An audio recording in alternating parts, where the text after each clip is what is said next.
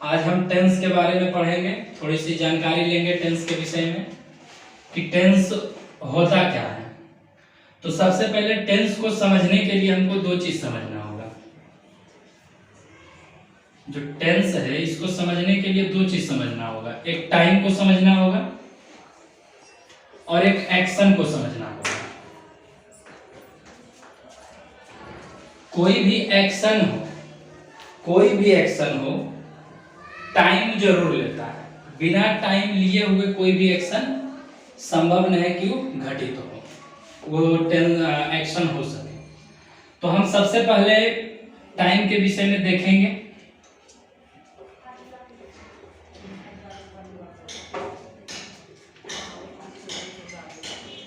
Time के विषय में देखेंगे कि टाइम को हम कितने भाग में बांट सकते हैं।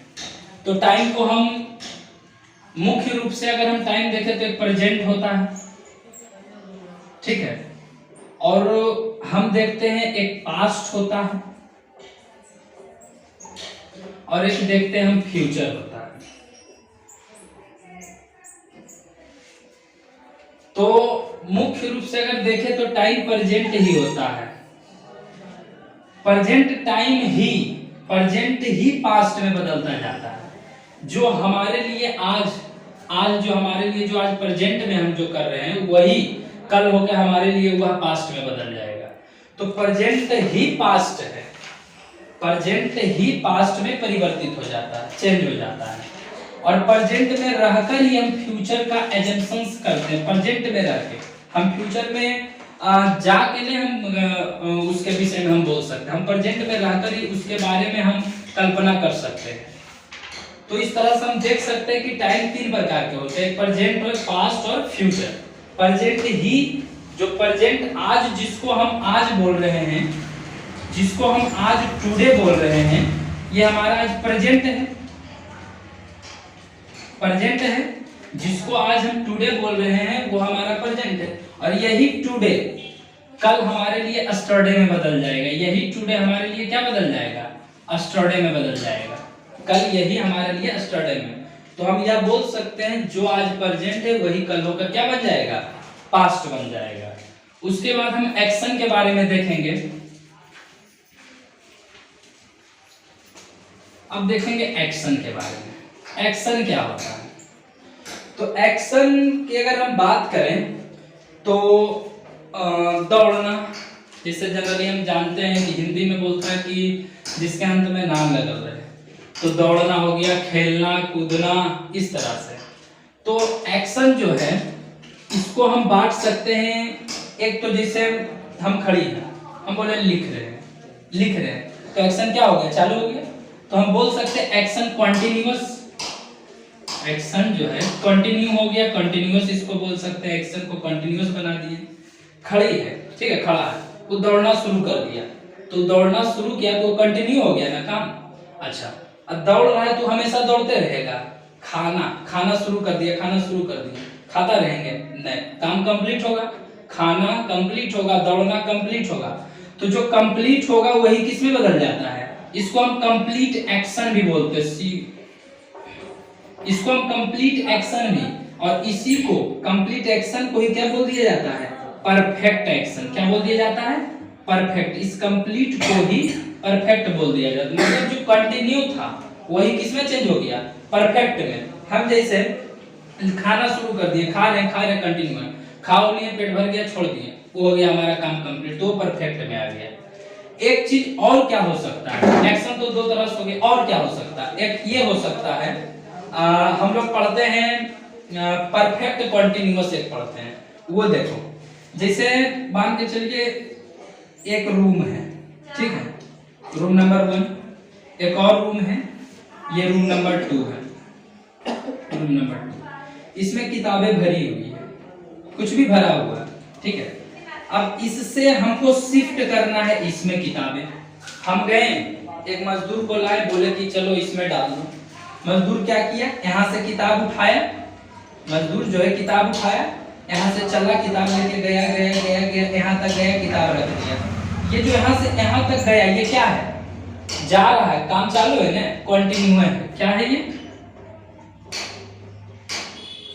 कंटिन्यू है, कंटिन्यूअस है। अब किताब को रख दिया, हम किताब यहाँ से मोबाइल लिए, यहाँ से ले जा रही है, कंटिन्यू रख दी, काम कंप्लीट हो गया। ये क्या बन गया? परफेक्ट बन गया। ये परफेक्ट हुआ ना, परफेक्ट बन गया। हम 2 घंटा बाद 1 घंटा बाद आए देखें कि मैंने क्या स्थिति है, कितना किताब रखा नहीं रखा, तो देखें कि आधा खाली हो गया। 2 घंटा बाद अगर हम आके देखें तो देखा हमने कि आधा खाली हो गया है। तो ये क्या मतलब बताने का प्रयास कर रहा है कि काम चल रहा है, कुछ तो काम चल रहा है, कुछ कंप्लीट हो गया है, चल रहा है ना। अभी किताब रखिए ना, आधा काम हो गया, मतलब पार्शियल कंप्लीट बता देता है। काम यहाँ पे आधा अधूरा है, काम जो है किताब का जो रखना है आधा अधूरा है, कंप्लीट नहीं हुआ अभी तक, तो ये पार्शियल कंप्लीट है। तो पार्शियल कंप्लीट जो बताएगा उसको हम किस में डालेंगे? परफेक्ट कंटीन्यूअस में। किस में डालेंगे? परफेक्ट कंटीन्यूअस में डालेंगे। एक पढ़ता हुआ कंटीन्यूअस हो गया, परफेक्ट हो गया, परफेक्ट कंटीन्यूअस। एक इंडेफिनिट भी पढ़ते हो गया। तो ये इंडेफिनिट क्या है? तो इंडेफिनिट कोई एक्शन नहीं है, इंडेफिनिट कोई एक्शन नहीं है। काम क्या है? इंडेफिनिट एक होता है, यहाँ लिख लो, इंडेफिनिट कोई काम नहीं है। इंडेफिनिट क्या करता है?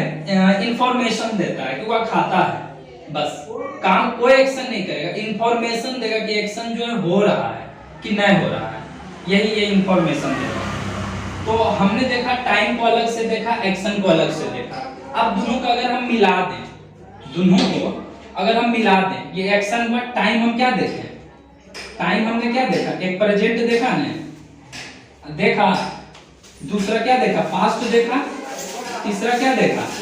फ्यूचर ना, फ्यूचर देखा। टाइम हम देखे प्रेजेंट, पास्ट, फ्यूचर। एक्शन देखे continuous, perfect, perfect continuous, indefinite. Indefinite क्या करेगा? इंडेफिनिट इंफॉर्मेशन देगा।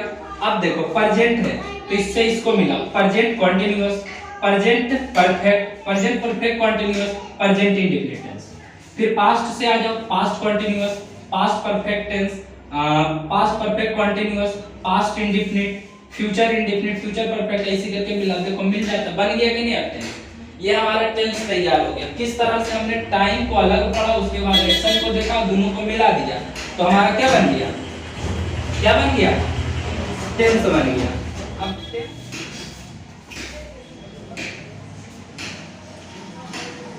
किसी भी समय पर जो किसी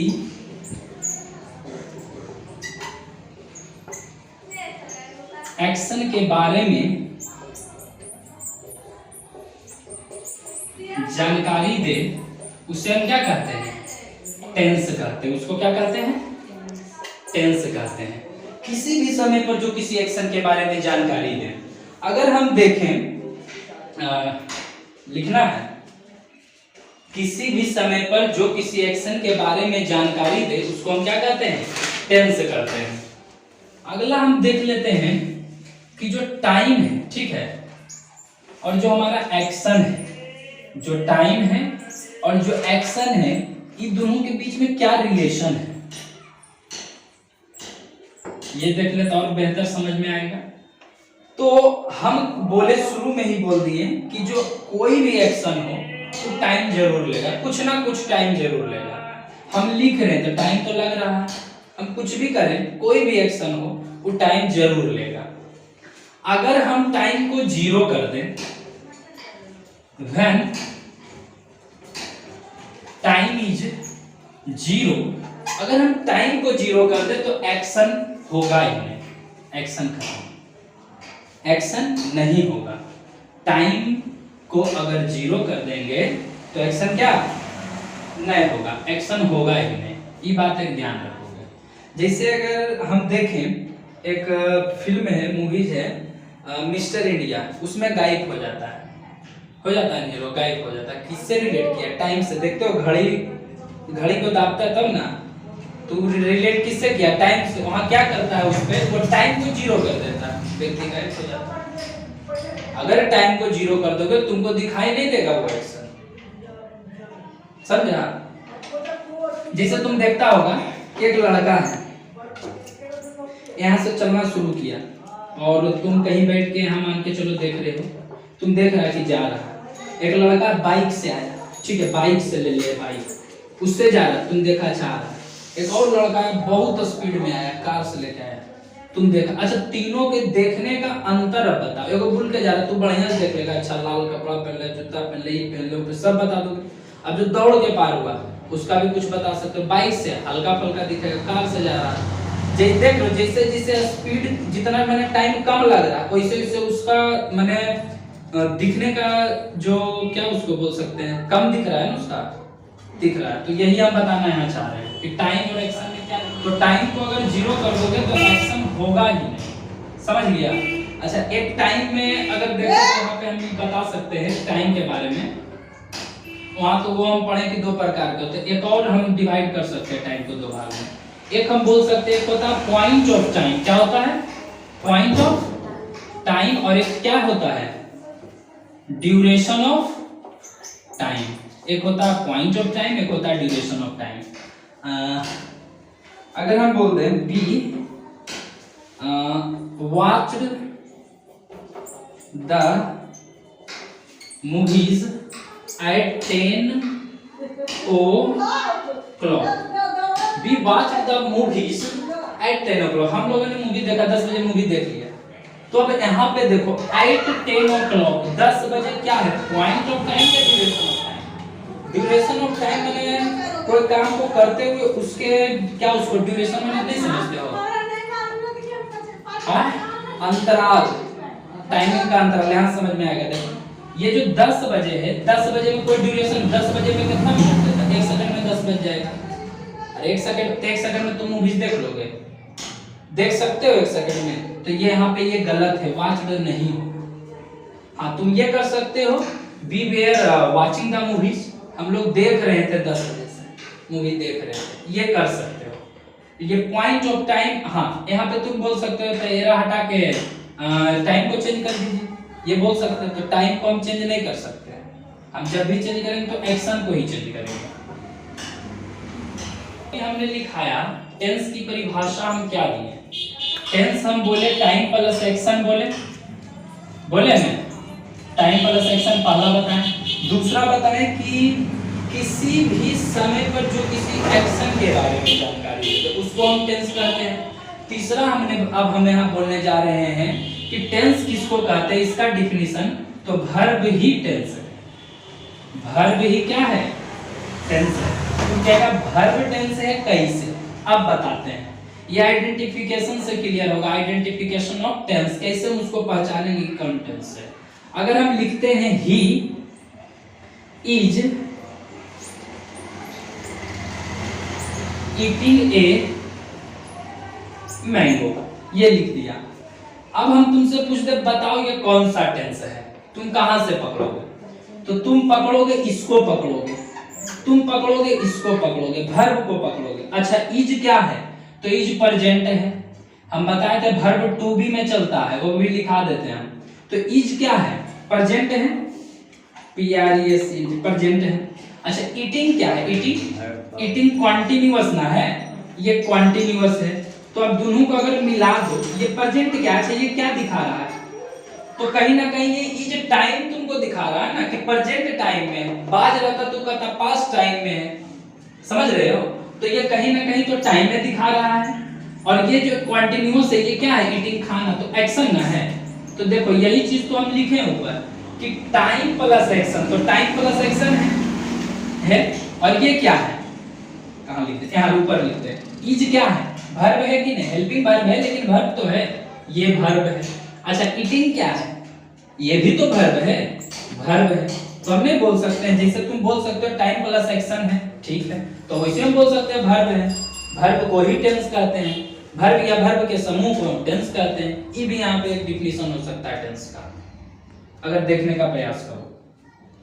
एक यहाँ पे याद कर सकते हो, आगे काम देगा।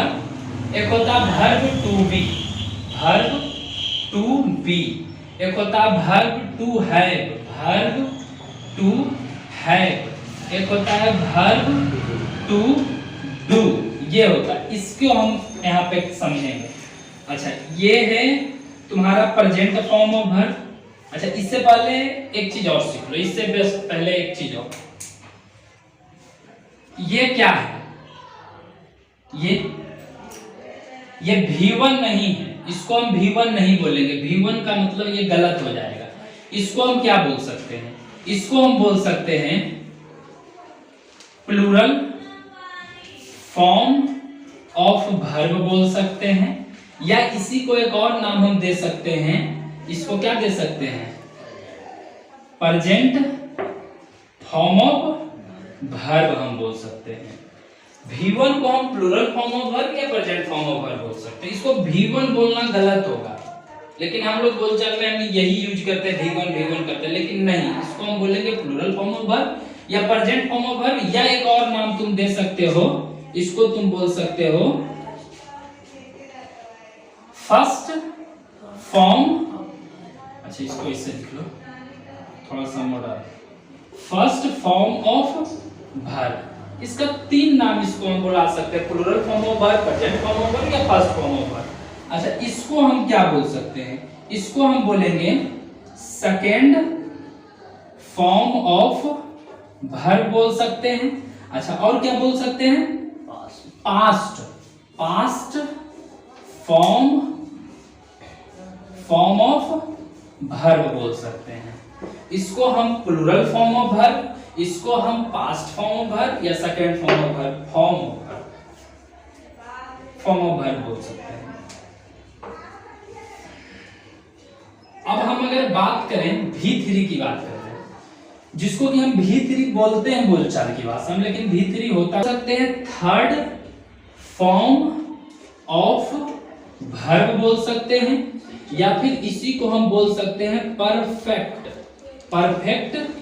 फॉर्म ऑफ वर्ब बोल सकते हैं, परफेक्ट फॉर्म ऑफ वर्ब बोल सकते हैं। और वो जो V4 जो तुम बोलते हो, वो V4 कुछ होता ही नहीं है, V4 कुछ नहीं होता है। जो V4 होता है वो क्या होता है? ये होता है फर्स्ट फॉर्म ऑफ वर्ब में क्या होता है? ing होता है, फर्स्ट फॉर्म ऑफ वर्ब में ing। इसका एक और नाम होता है कॉन्टिन्यूअस, इसको हम बोल सकते हैं, कॉन्टिन्यूअस बोल सकते हैं। ये है परफेक्ट फॉर्म ऑफ वर्ब। एक और बचा, ऊपर मिटाते हैं,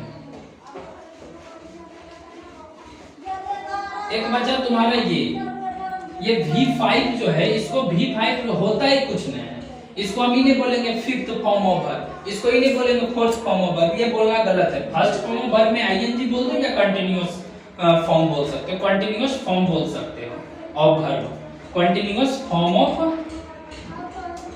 वर्ब बोल सकते हो। अच्छा, इसको हम बोलेंगे फर्स्ट फॉर्म ऑफ वर्ब में s या es, मतलब इसको हम बोल सकते हैं, एक और नाम देंगे सिंगुलर फॉर्म ऑफ वर्ब, इसको हम बोल सकते हैं, इसको जो है सिंगुलर फॉर्म ऑफ वर्ब बोल सकते हैं। तो ई जो हम पांचों लिखाए हैं, इससे तुमको टेंस को पहचानने में बहुत मदद मिलेगा। टेंस को हम इससे आसानी से इसमें हम पहचान सकते हैं। मिटाते हैं, लिखोगे? बता देते हैं। अब हम इसको बोल सकते हैं, ये क्या है? First form of verb. ये क्या है? सेकेंड फॉर्म या पास्ट फॉर्म ऑफ वर्ब। ये क्या है? थर्ड फॉर्म ऑफ वर्ब या परफेक्ट फॉर्म बोल सकते हो। और ये क्या है? Continuous form of verb. अच्छा, यहीं पे हम V5 भी लिख देते हैं, मतलब V5 तो नहीं बोलेंगे, लेकिन बोलिए देते हैं, बोलचाल की भाषा में बोल देते हैं इसको सिंगुलर फॉर्म ऑफ वर्ब। ये जो है, ये क्या है?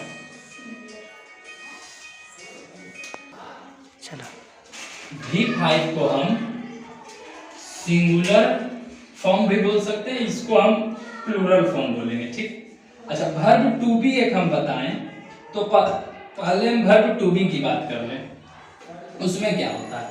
तो जो इज हम पढ़ते हैं, इज एम आर, ये V1 में आता है। बास बेयर, ये V2 में आता है। बिन V3 में आता है। और बीइंग जो है ये V4 में आता है। ये वर्ब टू बी वाला फॉर्म हुआ। अच्छा, वर्ब टू हैव भी होता है। अच्छा, हैव के दो, इसमें हैज और हैव आता है।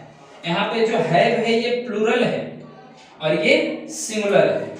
V2 इसका हेड ही होता है और V3 भी इसका हेड ही होता है। और कंटिन्यूअस फॉर्म की अगर बात करें तो ये हैविंग होता है। एक होता है verb to be, verb to do एक चलता है। डू या फिर डर जो है फर्स्ट फॉर्म ऑफ वर्ब या प्रेजेंट फॉर्म। सेकंड फॉर्म की अगर हम बात करें पास्ट की तो इसका हो जाता है डिड। और थर्ड फॉर्म जो हो जाता है वो हो जाता है डन। और फिर कंटिन्यूअस में आ जाता है डूइंग। इतना के बाद हम रियल में टेंस को समझेंगे, पढ़ेंगे। इसके बाद हम आसानी से बता सकते हैं, आइडेंटिफाई कर सकते हैं कि ये किस टेंस से, कोई भी सेंटेंस हो वो किस टेंस से रिलेट करता है। तो आज के लिए इतना ही। अब नेक्स्ट वीडियो में